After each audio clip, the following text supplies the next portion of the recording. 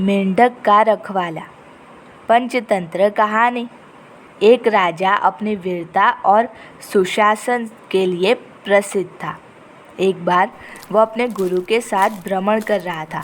राज्य की समृद्धि और खुशहाली देखकर उसके भीतर घमंड के भाव आने लगे और वो मन ही मन सोचने लगा, सचमुच मैं एक महान राजा हूँ।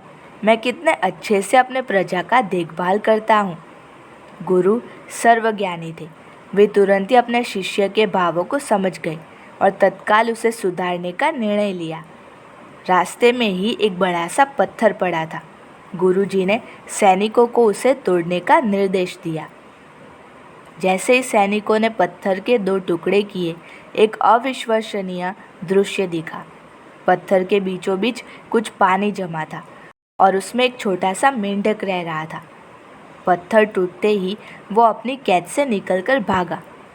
सब अचरज में थे कि आखिर वो इस तरह कैसे कैद हो गया और इस स्थिति में भी वो अब तक जीवित कैसे था। अब गुरुजी राजा की तरफ पलटे और पूछा, अगर आप ऐसा सोचते हैं कि आप इस राज्य में हर किसी का ध्यान रख रहे हैं, सबको पाल पोस रहे हैं, तो बताइए पत्थर के बीच फंसे उस मेंढक का ध्यान कौन रख रहा था?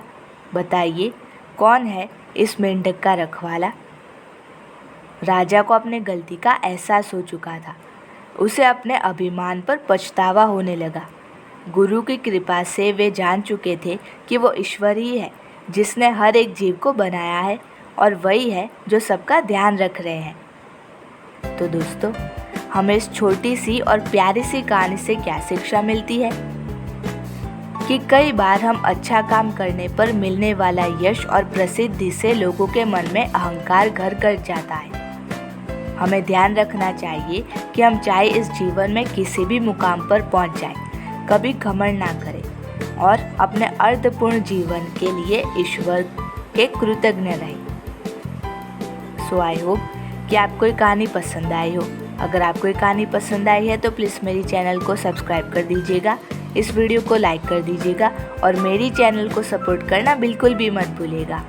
तो मिलते हैं अगले वीडियो में, तब तक के लिए गुड बाय। जय श्री कृष्णा।